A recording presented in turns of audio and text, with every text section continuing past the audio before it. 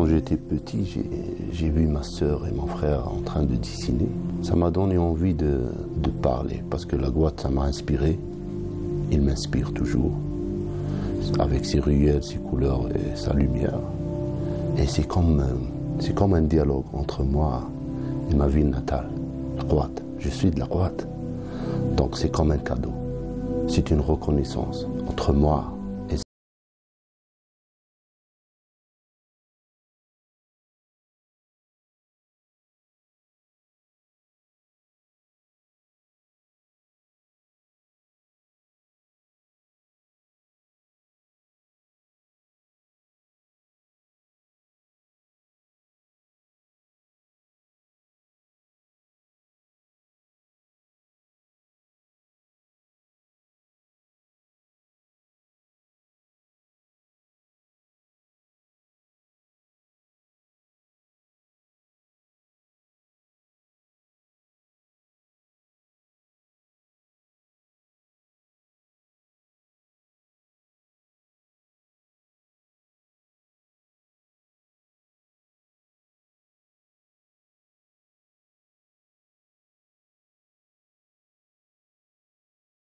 à travers l'Algérie.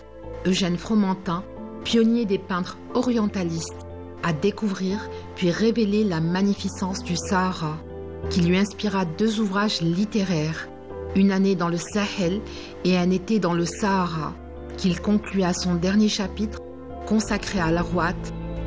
Il y a dans ce pays je ne sais quoi d'incomparable qui me fait le chérir, où retourneront mes regrets en quelque lieu où je sois. Pour la lumière de l'Arwat, son ciel bleu azur et ébloui par les ocres naturels de l'oasis, il changera les règles de sa peinture. Sa palette, plus d'1 siècle plus tard, inspire encore des artistes à l'image de Belkacem, Saïdat et Ahmed Rzouk.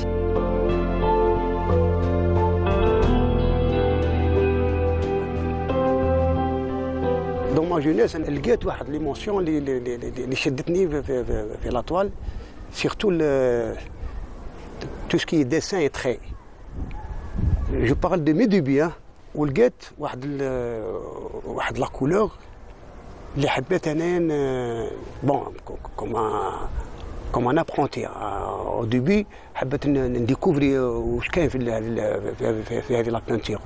لقيت واحد un jeu de lumière وين les ocres et plus le bleu du ciel et le travail d'une peinture حنا كنا ما نعرفوش c'est quoi la peinture à l'huile.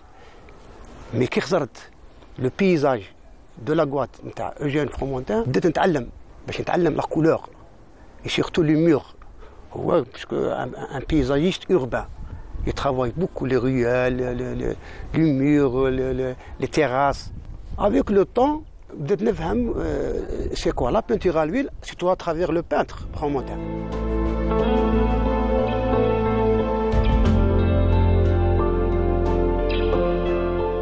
Eugène Fromentin, premier peintre à visiter la Guadeloupe, orientaliste, il avait découvert une formule dans la peinture. C'est-à-dire, l'Europe, il règne une atmosphère différente, tout à fait différente, grisâtre pendant l'hiver.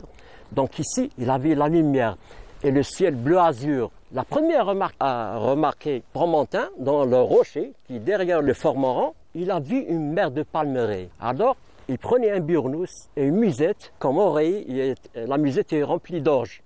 Il se couchait sur le rocher pour immortaliser la scène du lever du soleil.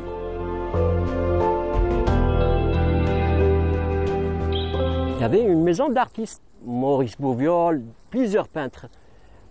Ils ont séjourné, Bridgman et plusieurs de grande renommée ont séjourné à la Guadeloupe. Ils avaient un circuit bien déterminé. Alger, la Guadeloupe, Boussaïd, Biskra. C'est-à-dire que ça consiste à visiter l'Atlas saharien. Et d'autres, comme Émile Decker, il a fait Gardaïa. Le secret dans c'est que la lumière et l'ensoleillement, il est unique.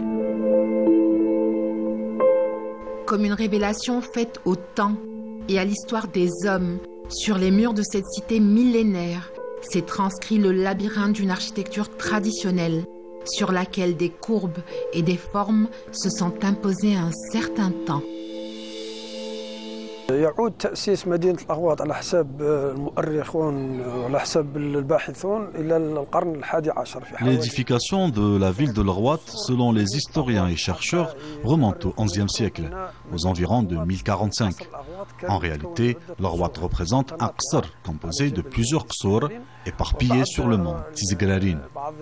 Après des heurts avec des tribus bédouines de passage, ainsi que les pillages qui ont suivi, les habitants des qsurs se sont ralliés pour former l'Arwat, ou ce qu'on a appelé Qsr l'Arwat. On va parler d'époque, parce que la ville est partie de rien.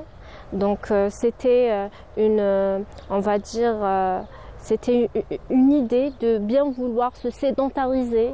Donc il y a eu les premiers éléments qui étaient bien présents, qui ont fait que l'homme a décidé de s'implanter ici.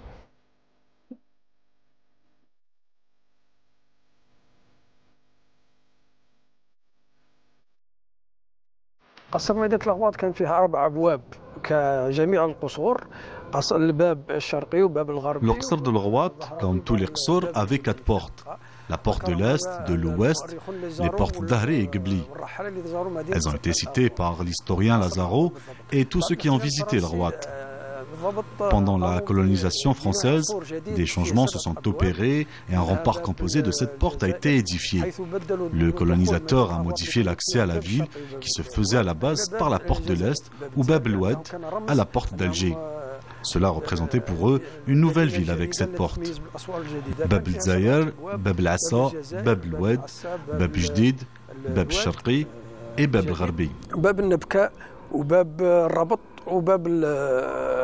Il y a la ville ancienne de l'époque qu'a cité Ibn Khaldoun. Il y a après l'époque coloniale, l'époque post-coloniale, l'époque contemporaine d'aujourd'hui.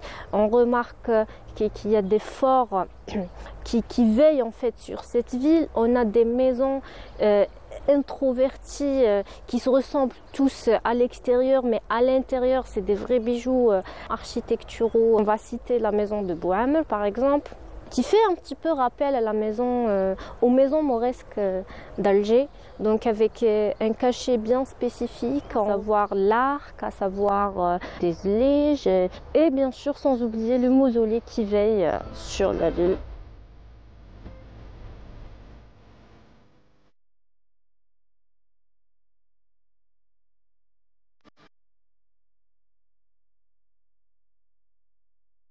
Sidi El Hadji Issa, saint patron de la ville, repose sous la coupole et à partir de laquelle, en 1852, les troupes coloniales ont établi la batterie de brèche qui ouvrit l'Arwat un temps.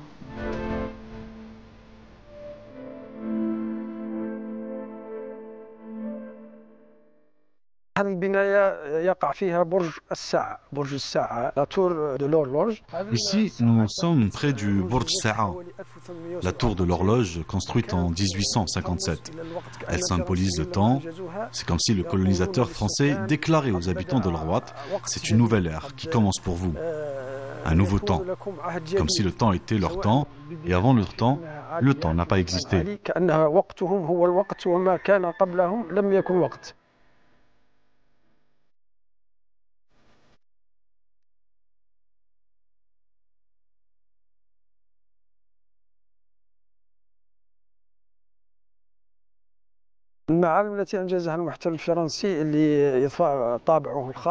Parmi les monuments édifiés par le colonisateur pour asseoir son propre cachet et son style, il y a ce que l'on surnomme la vieille église, la basilique Saint-Hilarion. Son emplacement est très important, il n'a pas été choisi au hasard. L'ancien colonisateur la voulait comme un rempart contre toute évolution et expansion de l'ancienne ville et laissait ainsi toute la place au tracé qu'on a appelé du Bahreïn.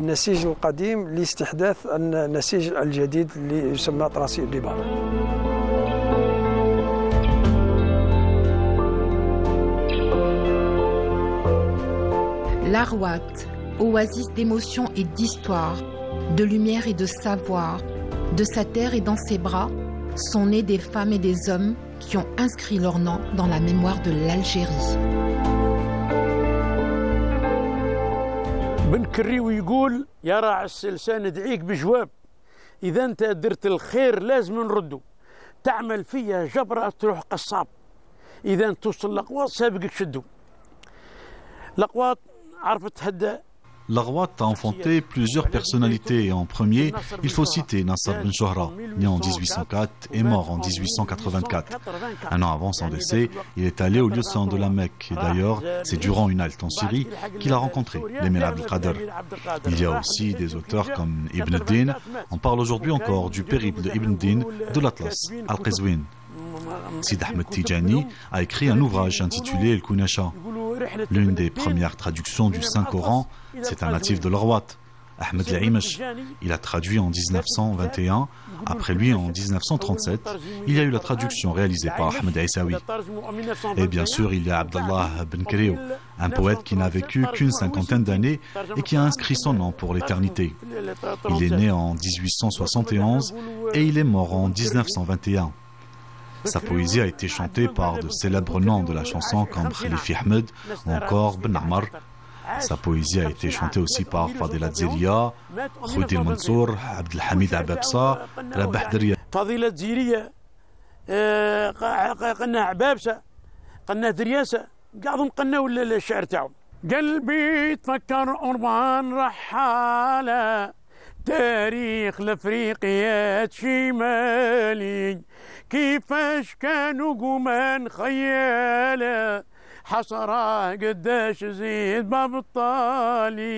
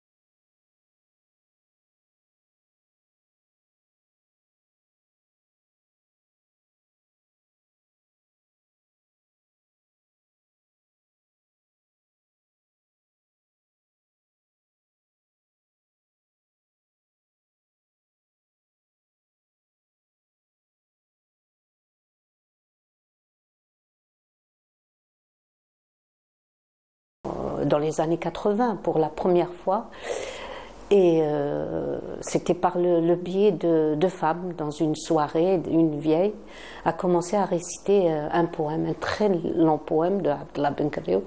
Bon, je n'avais rien compris à ce moment-là, d'autant plus qu'elle récitait très rapidement. Et après, ma belle-mère et mes belles-sœurs m'ont parlé de Ben Kéreo. Elles m'ont raconté un petit peu son histoire et je n'en revenais pas. Donc elles m'ont parlé d'un poète qui était amoureux d'une fille de Béchara, qui avait un palais et que le Béchara avait refusé de la lui donner en mariage et qu'il l'avait fait exiler. Et je me suis dit, tout ça existe chez nous alors que je n'en avais jamais entendu parler.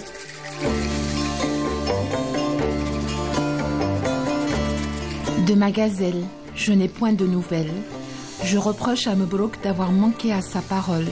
Pourquoi mon confident ne me répond-il pas? Pourquoi ces lettres ne me parviennent-elles pas? Ô toi qui gardes ce cheval docile, si tu me rends service, je te le rendrai. Tu m'obligerais en allant d'urgence à l'Arwat. Passe mon bonjour à Mebrouk, le prince des amis. Parle-lui seul, pas en présence d'autrui. Il connaît mon mal. Et où trouver le remède? Quand j'ai écrit son histoire, j'étais tellement dans la peau de ce personnage. Une fois, mon mari m'avait appelé et j'étais tellement dans l'histoire je lui ai dit oui, Abdallah. je vous assure. C'est pour vous dire à quel point j'ai été touchée par cet homme, par ce personnage, par sa vie, par sa souffrance, quand vous lisez l'histoire, comment sa femme, enfin sa bien-aimée est morte à Ain Madé, déprimée, très jeune. C'est une histoire vraiment tragique qui mérite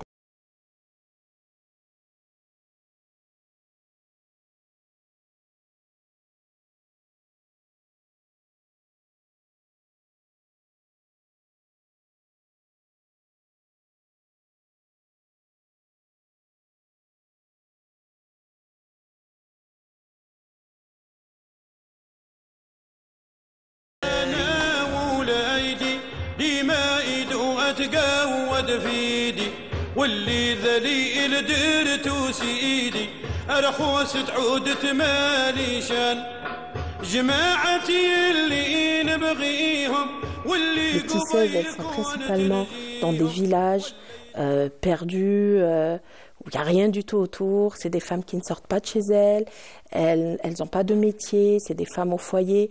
Donc reprendre le tissage, ça a été vraiment une aubaine pour elles. D'abord, c'est revenu d'argent parce que c'est devenu un revenu pour elles. Il y en a une femme, par exemple, elle a pu envoyer sa fille à l'université. Une autre qui est veuve, maintenant, elle est complètement indépendante financièrement. Et c'est des femmes qui savent que tisser. Donc moi, mon travail, c'était de leur montrer ma manière de tisser parce que moi-même, j'ai dû revoir tout ça.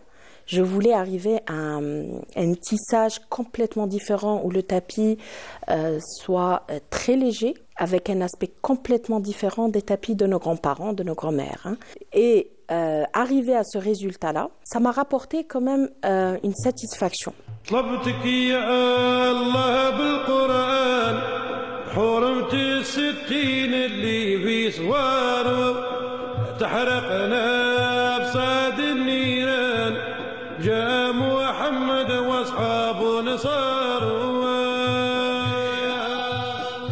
Pour être tisseuse, c'est un processus qui est long, donc qui demande de la patience et qui demande de la certitude, c'est-à-dire que c'est des centimètres. Si on ne pose pas bien le fil au bon endroit, on rate un tapis. Et un tapis, c'est 2 mois, 3 mois de tissage.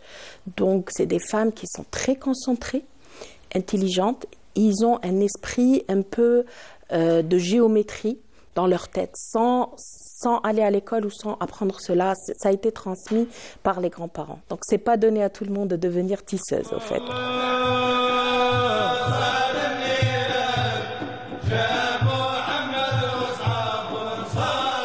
Le tapis blanc avec des losanges, donc ça a une signification berbère. C'est un tapis qui a toujours existé là où il y a eu les berbères, donc le nord d'Afrique, bien sûr, notamment. Et je me suis inspirée des magazines et je voulais ce tapis pour chez moi. Personne ne pouvait le faire. Et c'est ça qui m'a poussée à le faire moi-même. Donc, je ne m'arrête pas là. Le fait d'être derrière les fils et tisser, et ça m'a permis de me retrouver avec moi-même et ça m'a permis aussi de me construire. J'étais jeune, je me suis diplômée d'une université qui m'a donné une formation qui m'a permis de voir beaucoup d'aspects dans la vie. On a beaucoup, c'est-à-dire il y a beaucoup de lectures. C'est une université qui m'a permis de lire chaque semaine un livre et ça m'a reconnectée avec moi-même et mes ancêtres. Donc peut-être c'est pour ça que je suis là aujourd'hui.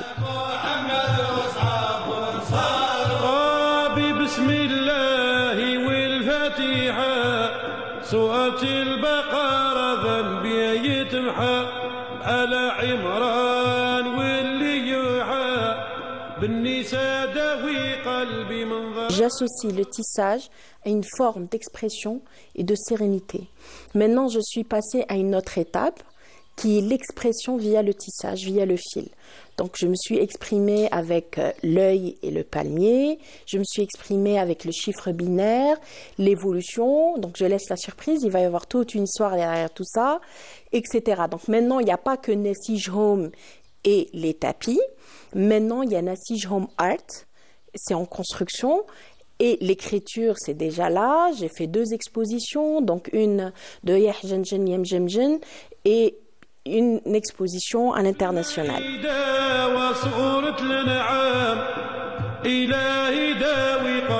Au fil du temps et de rencontres que nous avons tissées à l'Arwat, nos pas nous ont menés vers El Khair, une poétesse revenue sur ses pas, vers ses origines, au nom de la passion et de l'amour pour sa ville qu'elle voudrait partager au plus grand nombre.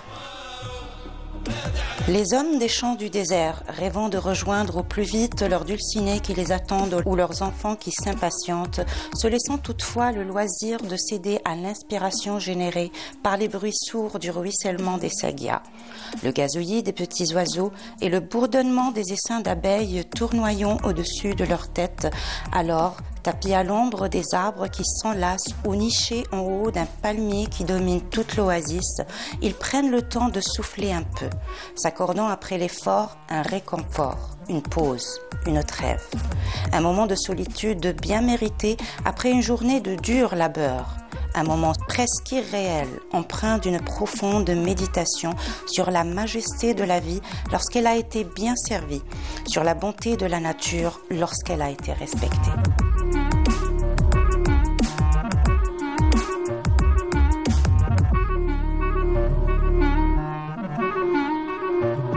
Partout où je pars, il me faut revenir vers la case départ, vers le Rouad.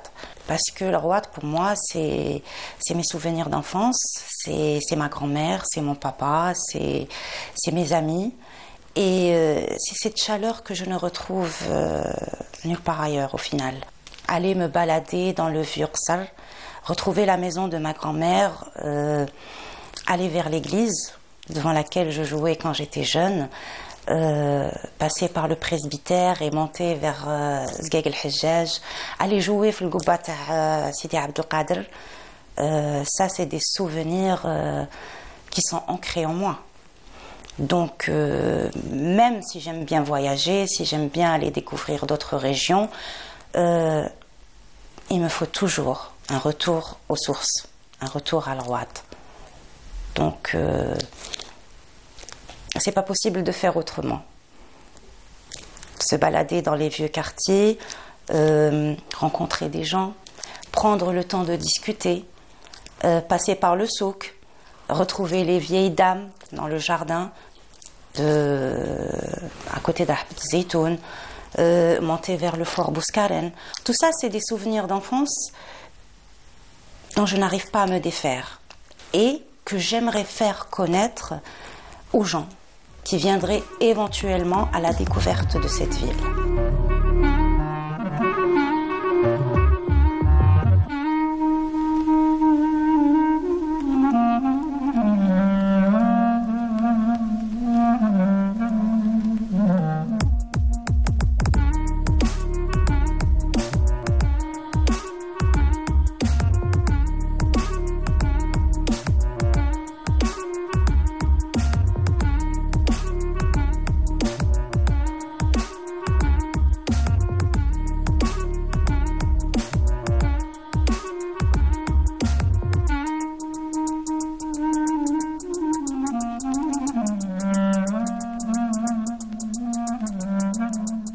Amour inconditionnel pour cette ville. Et je l'ai tellement souvent quittée que un jour j'ai décidé de me réinstaller chez moi.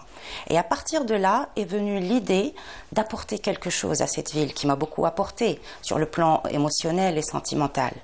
Donc j'ai voulu rendre l'appareil à ma ville et j'ai décidé de créer ce projet de maison d'hôtes qui va dans le sens de mes aspirations, parce que j'aime bien aller vers les gens, j'aime bien les rencontres, le partage, la générosité et l'échange. Son aspect historique, son patrimoine, sa culture, ses spécialités culinaires, la gentillesse et la générosité des gens, qu'ils découvrent beaucoup de choses, beaucoup de monuments, le site de gravures rupestres, qu'ils découvrent la nature d'Al Rouad qui est très très diversifiée entre la steppe, les dunes, les montagnes.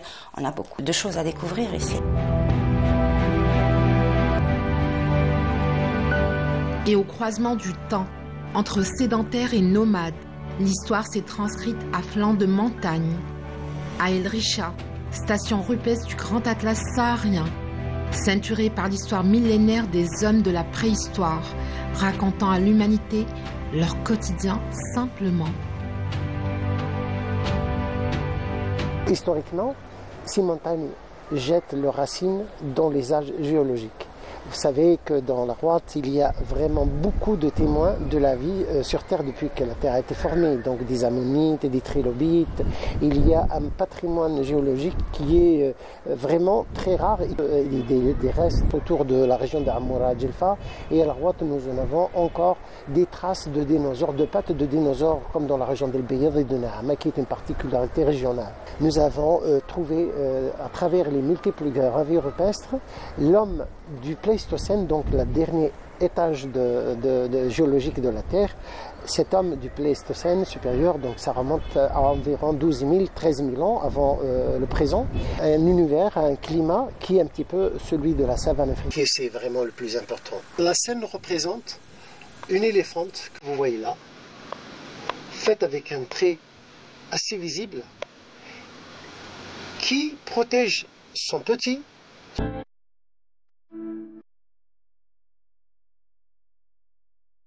Me voilà sur la route de Ain Madi, à l'heure des belles ombres et des caresses invisibles d'un passé récent.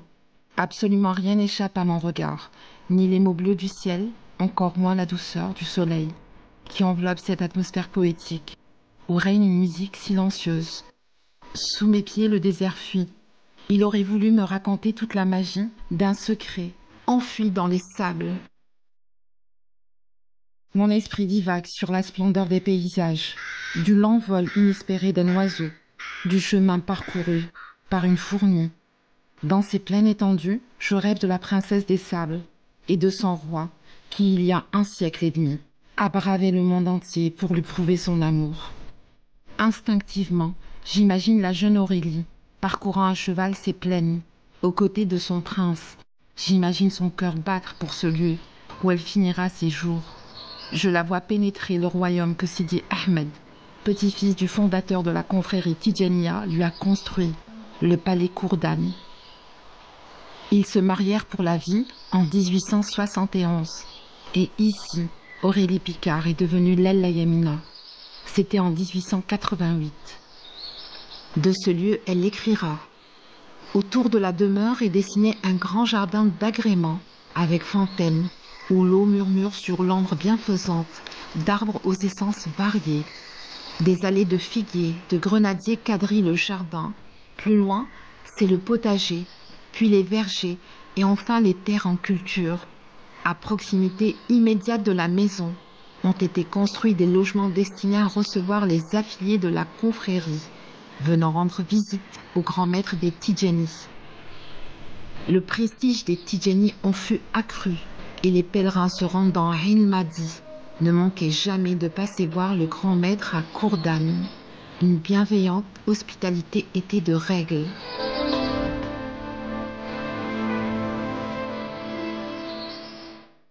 L'originalité de l'endroit, c'est déjà par rapport à sa localisation qui se trouve derrière il y a la montagne juste à côté, mais le climat ailleurs, il est aride.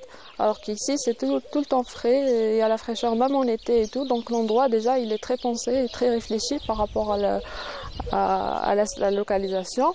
Et après, c'est par rapport aussi à l'architecture du palais qui est différent complètement de l'architecture locale parce qu'on voit les éléments architecturaux comme les arcades, les dômes. Les matériaux de construction, c'est la pierre, on voit les vitraux de couleurs, les arcades aussi. C'est un mélange de styles architecturaux comme le style ottoman, un style un peu plus occidental, un peu mauresque aussi par rapport aux décorations et tout.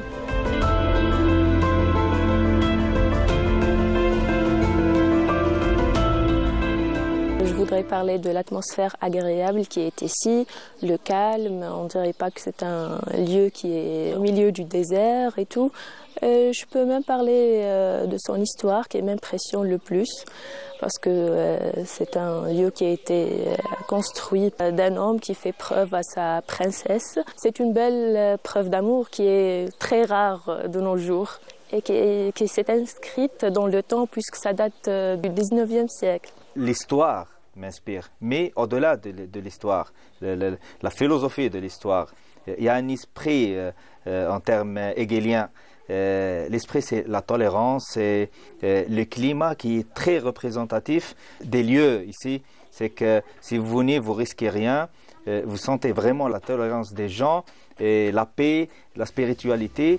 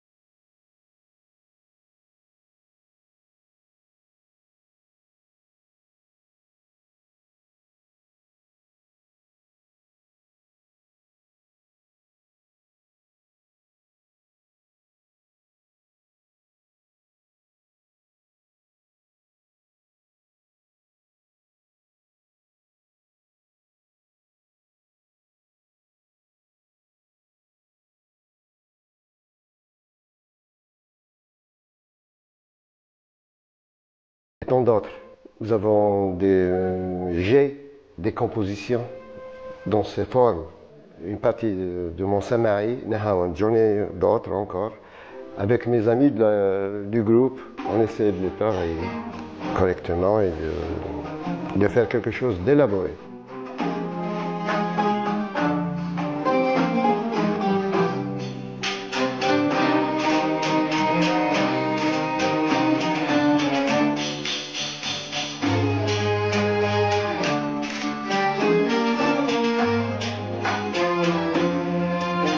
On a toujours fait ça avec nos propres moyens. Oui, on peut sentir la difficulté, notre mission, quant à pérenniser une tradition andalouse. Enseigner aux jeunes. Tout d'abord, convaincre ces jeunes à aimer cette musique. C'est pas donné à tout le monde, c'est pas facile. C'est une, soi-disant, une musique d'élite, qu'on ne le veuille pas.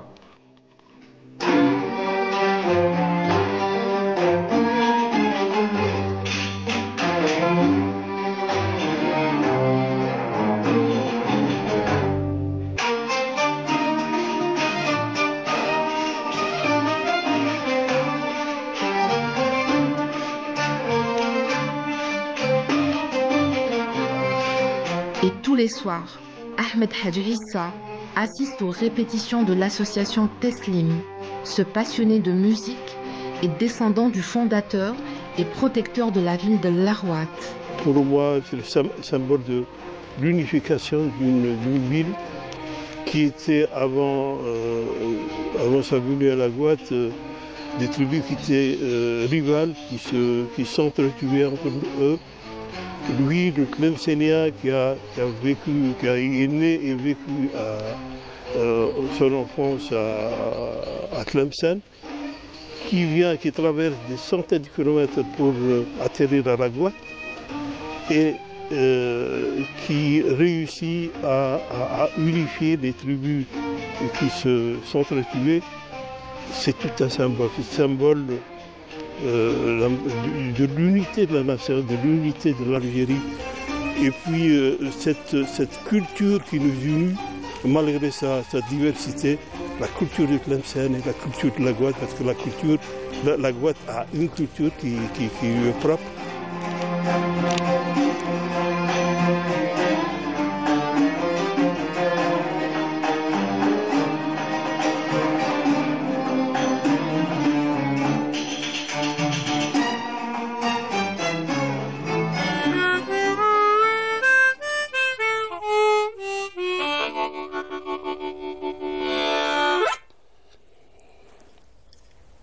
Okay, hip.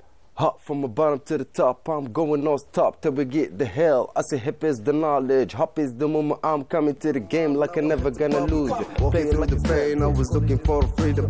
With my people, I have my gun, I don't need a man. I was having family at the table, look after me. Now I have a family, all they do is look after me. Then I have to make them proud of me. What works for me is stopping me. Going through the woods.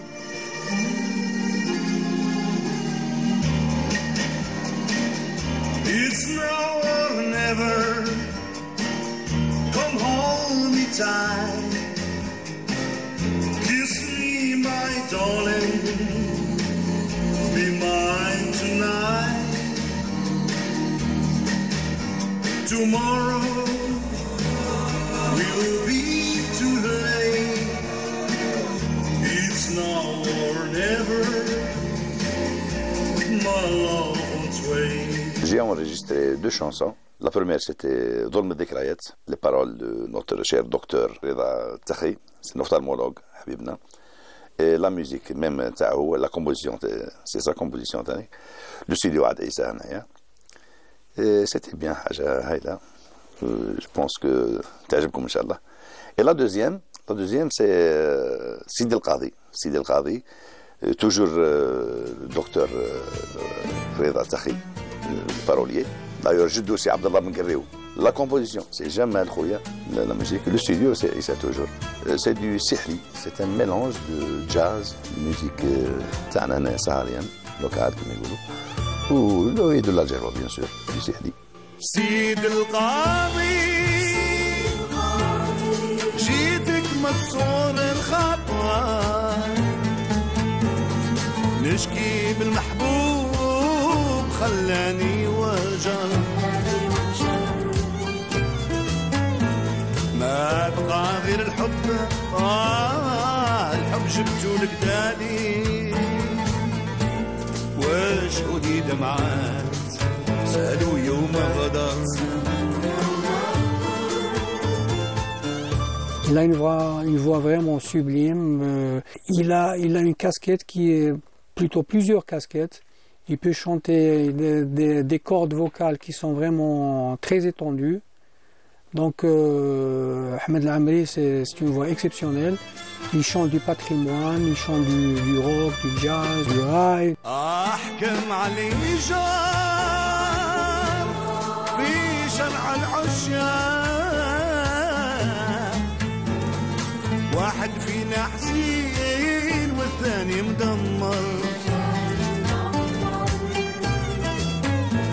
يا سيد القاضي خليت حبابي ومشيت في سبيله من غير ما نفكر.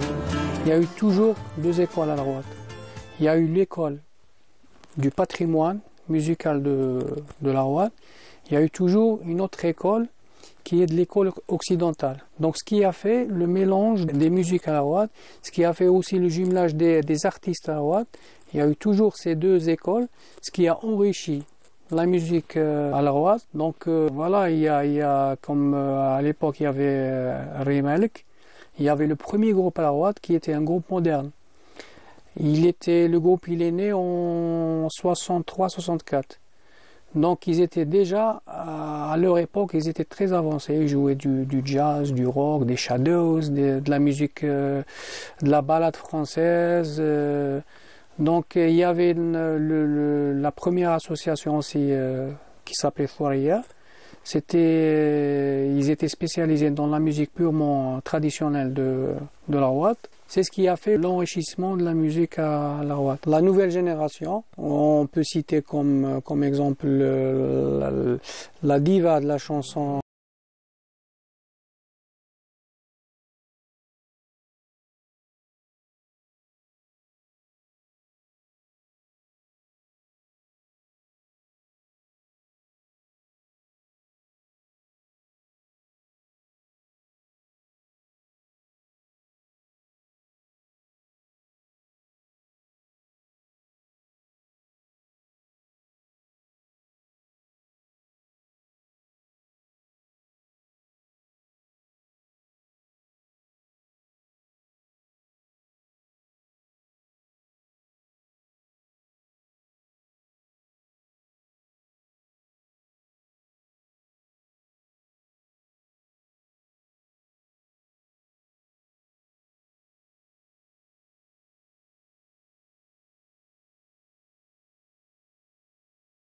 Très pur, très juste, très naturel. La Maria, vraiment, elle exprime vraiment les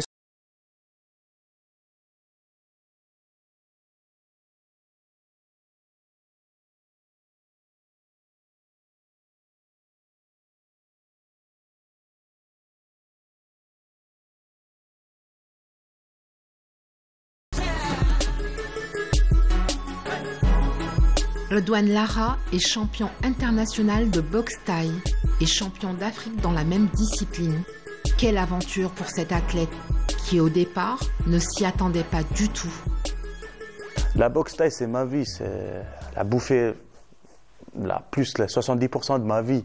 Donc je suis dedans. Si je regarde pas des combats, je regarde pas des entraînements et tout ça sur YouTube, je suis à la salle de sport.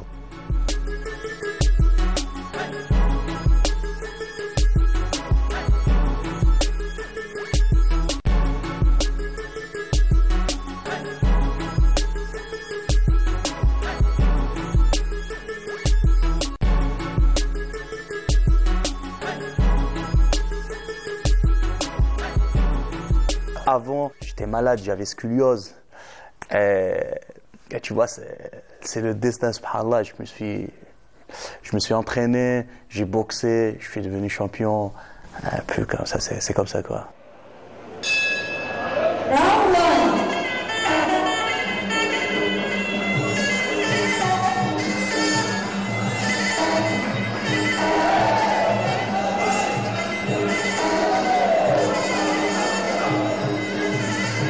World Champion, c'est le titre mondial de la fédération mondiale sur tel poids, telle ceinture et tel adverse. C'est l'un des meilleurs titres qui existent. Donc, je voulais bien le réaliser et pourquoi pas dans ma ville.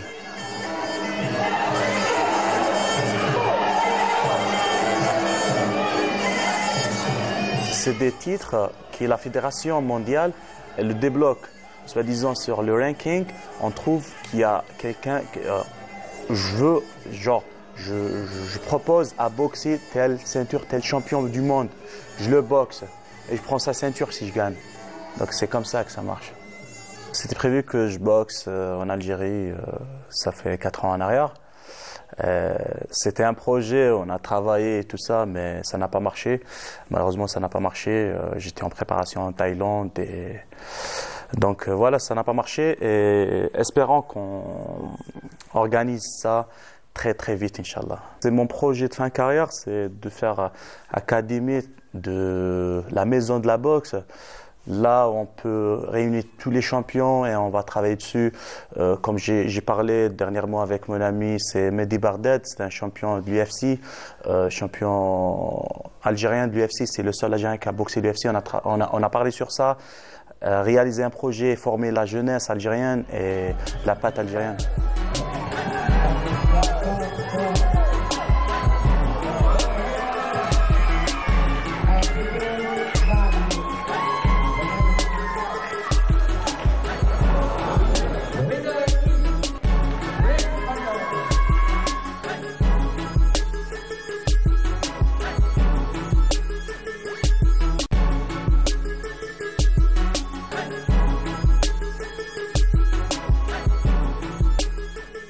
Je rêve d'ouvrir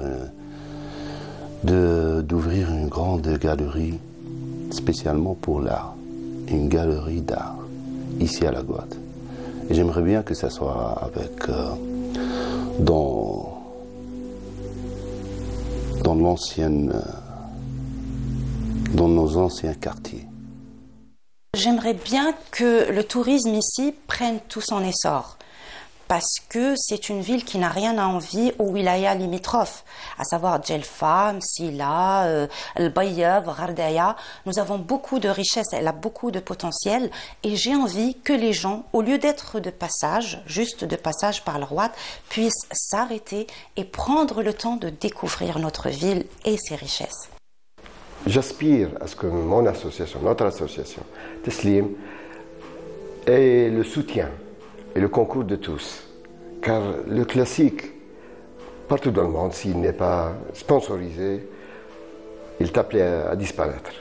Un autre rêve que j'aimerais bien le réaliser dans mon pays, dans ma région, pourquoi pas, dans ma ville à La Rouate, c'est d'être un champion du monde et boxer un champion du monde en Algérie, en classe professionnelle. Donc on va travailler dessus, Inch'Allah, et Rabbi Oufakna, Inch'Allah.